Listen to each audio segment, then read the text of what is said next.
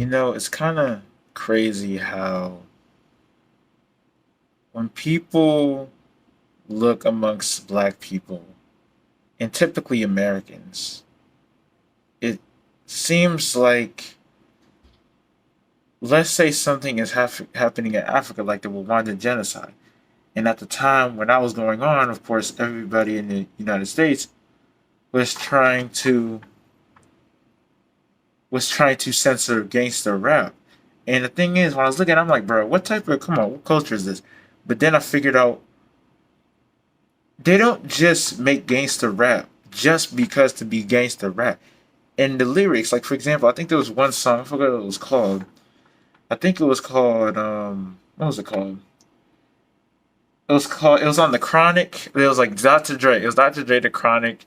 And I think yeah, the day the N words take over. Basically the day I guess black people take over. And it's like gangster rap is very relevant to what's happening politically. Now I'm not saying I agree with everything, but long story short, what I'm trying to say is that it seems like the interest of Americans to Africans, especially in Africa,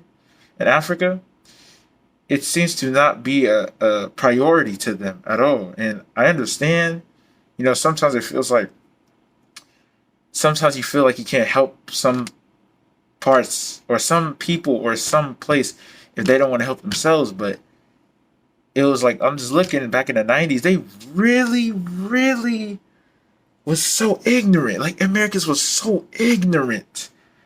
Like they'll go off of stereotypes. They won't never go into detail of why things came to be. Like against a rap. If you listen to the lyrics, you'll see why. They're not just mad to be mad. Nobody is born evil. Nobody is born negative, bro. Things happen depending on their environment.